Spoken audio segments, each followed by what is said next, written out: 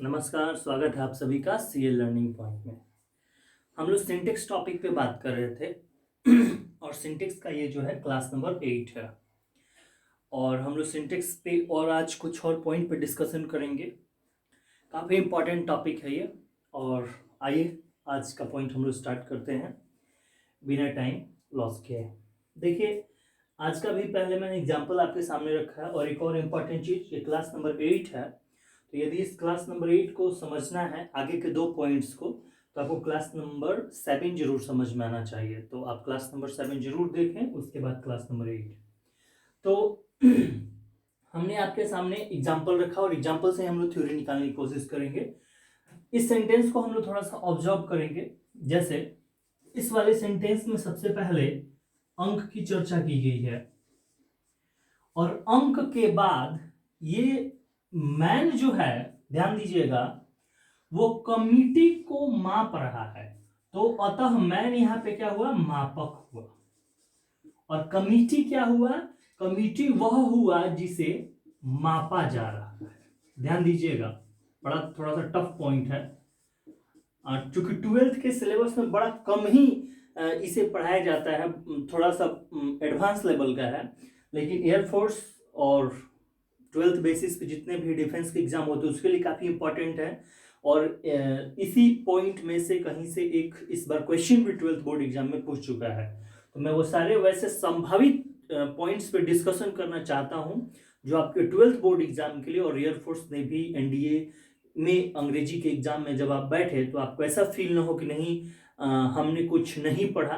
तो मैं 12th Bihar board के स्टूडेंट्स को भी वो लेवल देना चाहता हूँ जिससे वो अपने आप में थोड़ा बेहतर करे, बहुत अच्छा कर सके। लेकिन आपका एक ही काम है कि आप थोड़ा सा इस लॉकडाउन में टाइम को यूटिलाइज कीजिए, वीडियोस देखिए, उससे नोट्स बनाइए, नोट्स को समझिए, क्वेश्चन कीजिए, जो चीज़ें नहीं समझ में आ रही उसे पूछिए, मैं उसे फिर से रिपीट करूंगा, उसे आपको बताऊंगा।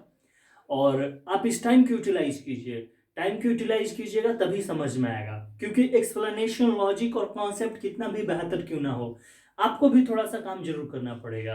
तो चलिए हम लोग देखते हैं। आपके पास सेंटेंस है, इस सेंटेंस को हमने देखा तो इस सेंटेंस में सबसे पहले अंक दिया गया है और यहाँ पे मैन को हमने मापक इसलिए कहा क्योंकि यह कमिटी को माप रहा है। ठीक है, तो 3 चीज है, अंक, मापक और एक वह शब्द जिसे मापा जा रहा है। सेम है, सेम अगले सेंटेंस में है। सबसे पहले आपको अंक देखने को मिलेगा, अंक के बाद फिर आपको मापक देखने को मिला और उसके बाद फिर वह शब्द है जिसे मापा जा रहा है। ध्यान दीजिएगा, बड़ा इंपॉर्टेंट पॉइंट है। नीचे वाले सेंटेंस में भी पहले अंक है, अंक के बाद फिर मापक है और मापक के बाद वह है जिसे मापा जा रहा है। अब तीनों सेंटेंस को ध्यान से थोड़ा सा ऑब्जर्व करेंगे, थ्योरी निकल के बाहर आएगा। आपने देखा कि अंक आया, अंक के बाद मापक आया। ये मापक पहले क्या है, किस अवस्था में है? सिंगुलर अवस्था में है। यहीं से ऑब्जर्व करना हम स्टार्ट करेंगे।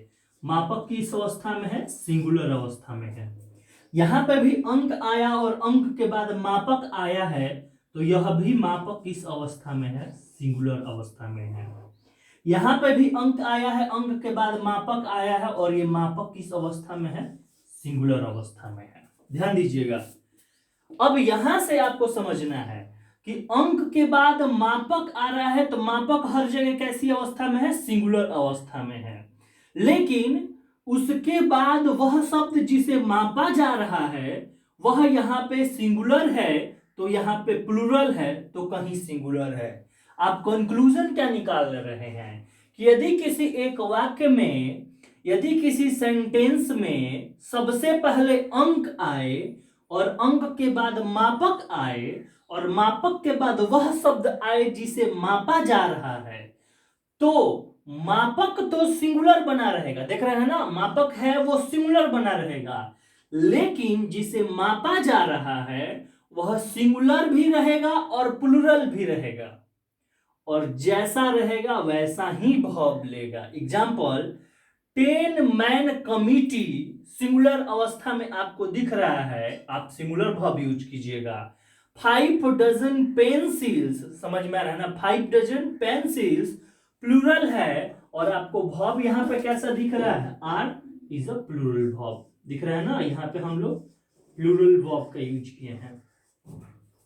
हमने कहा 10 रूपी नोट, देख रहे हैं रूपी मापक है, सिंगुलर है, नोट भी सिंगुलर है। हमने कहा कि इज मिसिंग, समझ में आ रहा है ना। अब देखिए कि अंक के बाद मापक आए और मापक के बाद वह शब्द आए जिसे मापा जा रहा है, तो मापक तो हर अवस्था में सिंगुलर बना रहेगा, लेकिन जिसे मापा जा रहा है वह प्लूरल भी रह सकेगा, सिंगुलर भी रह सकेगा, और जैसा रहेगा वैसा ही वर्ब लेगा। तो आप थ्योरी में यही वाला पॉइंट लिखिएगा कि यदि किसी वाक्य में अंक आए, अंक के बाद मापक आए, तो मापक तो सिंगुलर बना रहेगा, किंतु जिसे मापा जा रहा है वह सिंगुलर भी होगा, प्लूरल भी होगा, जैसा रहेगा वैसा वर्ब लेगा। एग्जाम्पल नोट कीजिए, आगे के पॉइंट्स पे डिस्कशन करेंगे।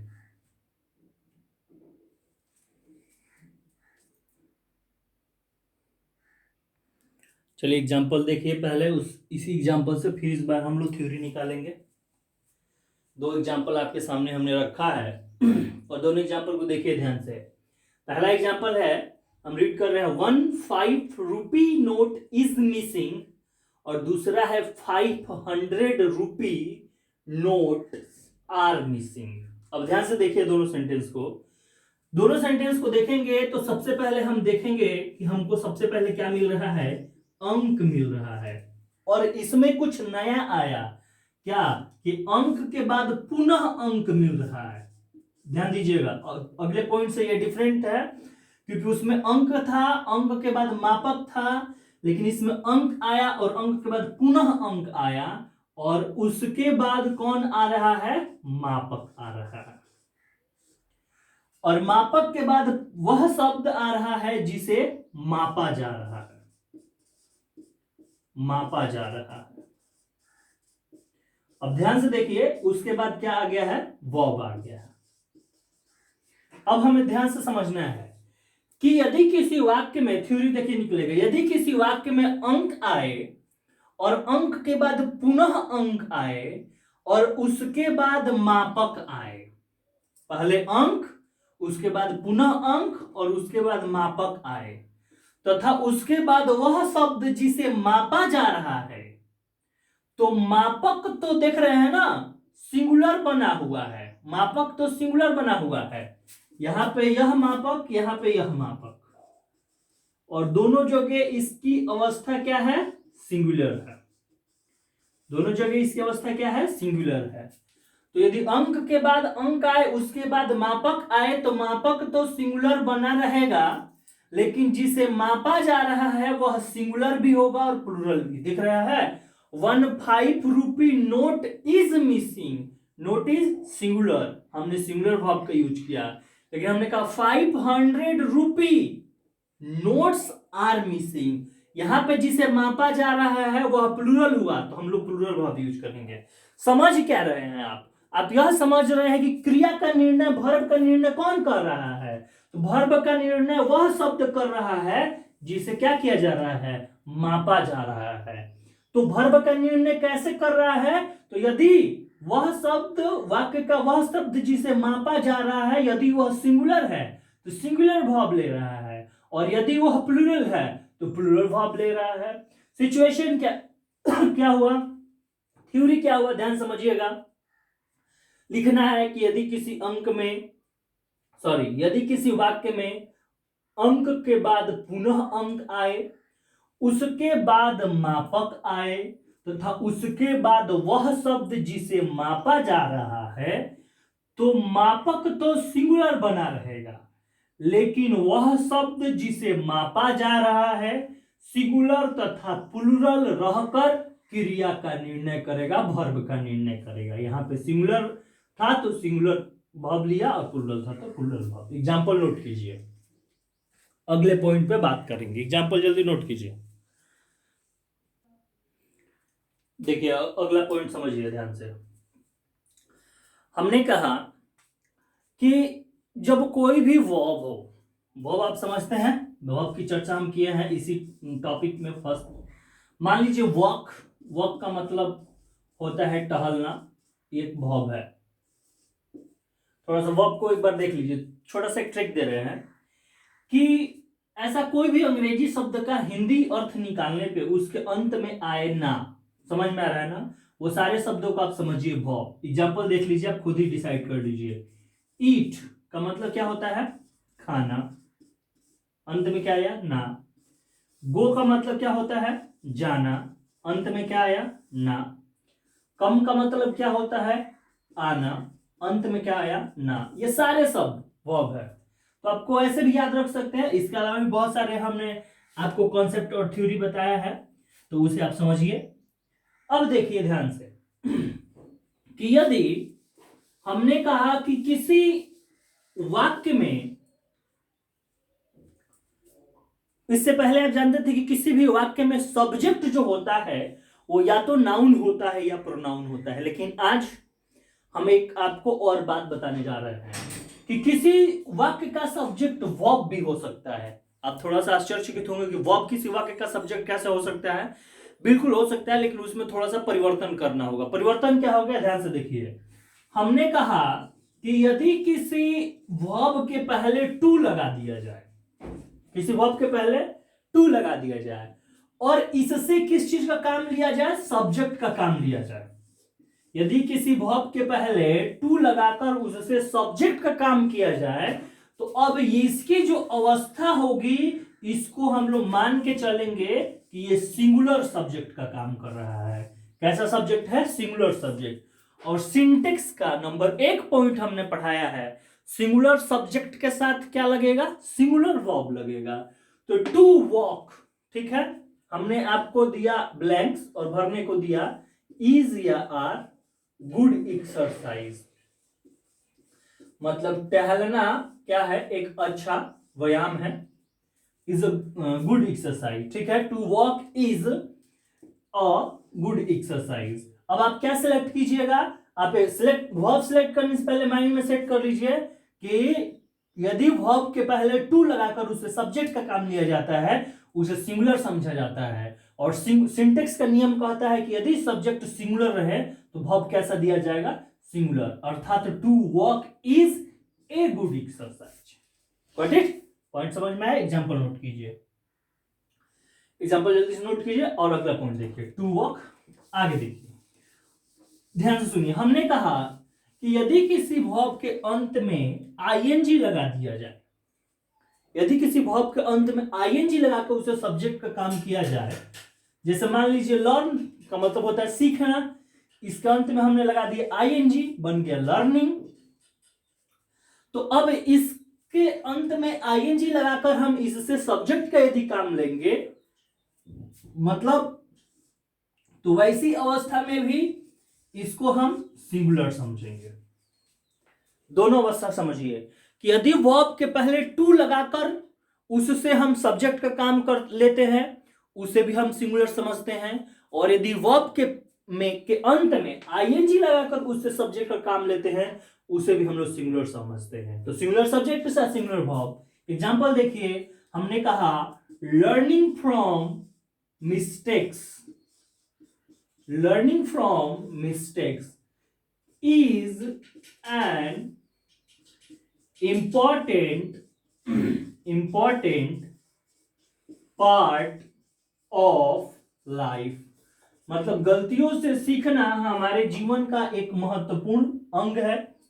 तो यहां पे लर्निंग, लर्न वर्ब था, अंत में लगाया आईएनजी, तो वर्ब के अंत में आईएनजी लगाकर सब्जेक्ट का काम ले रहे हैं, इसे भी सिंगुलर समझेंगे। और वर्ब कैसा दिया है, सिंगुलर वर्ब दिया है। चलिए आगे देखिए अगला पॉइंट, एग्जांपल में से नोट कर लेना है। देखिए एग्जांपल को फिर से समझिए और इस पे 2 पॉइंट्स पे हम बात करेंगे। अब देखिए थोड़ा सा ये वाला पॉइंट काफी कंफ्यूजिंग पॉइंट है, क्योंकि यदि ऊपर वाला यदि सेंटेंस को आप ध्यान से देख रहे हैं तो honesty is the best policy, ये पूरा का पूरा एक सेंटेंस है। अब ध्यान से देखिए कितना थोड़ा सा एस्टोनिश्ड है, बहुत ही ज्यादा सरप्राइज्ड है। क्या सरप्राइजिंग थिंग क्या है कि किसी वाक्य का सब्जेक्ट यदि वाक्य हो तो honesty is the best policy is a sentence, ये सेंटेंस है, but it is working here like subject of this whole sentence. Honesty is the best policy पूरा वाक्य है और यहां पे ये काम किस चीज का कर रहा है, सब्जेक्ट का काम कर रहा है, किसका, इस पूरे वाक्य का। तो ध्यान से समझिए पॉइंट कि यदि किसी वाक्य का सब्जेक्ट कोई वाक्य हो तो उसको सिंगुलर समझा जाएगा और वर्ब कैसा दिया जाएगा, सिंगुलर दिया जाएगा। मतलब honesty is the best policy is true, यह सत्य है।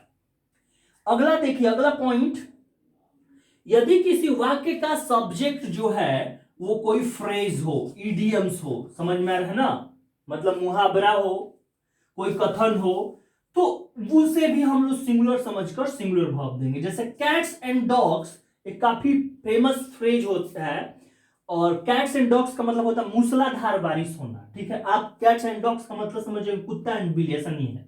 फ्रेज एक डिफिकल्ट चीज है जिस पर हम लोग आगे बात करेंगे कभी किसी दूसरे टॉपिक में।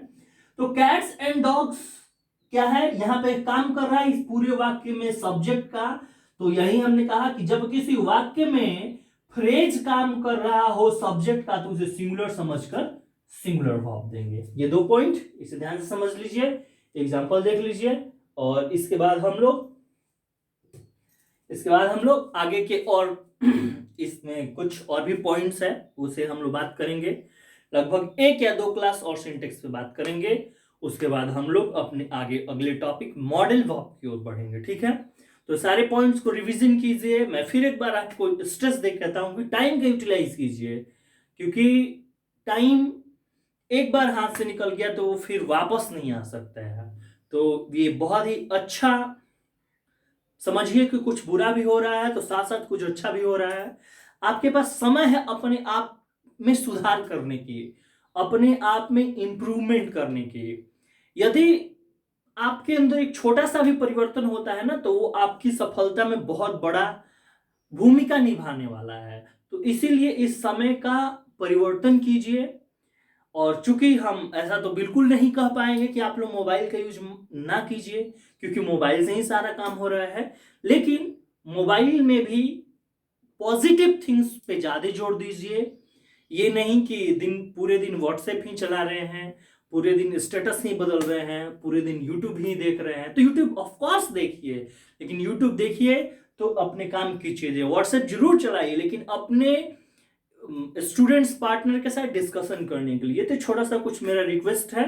तो चलिए आगे हम लोग अगले क्लास में मिलेंगे, तब तक आप घर पे रहिए, स्वस्थ रहिए, सुरक्षित रहिए। नमस्कार।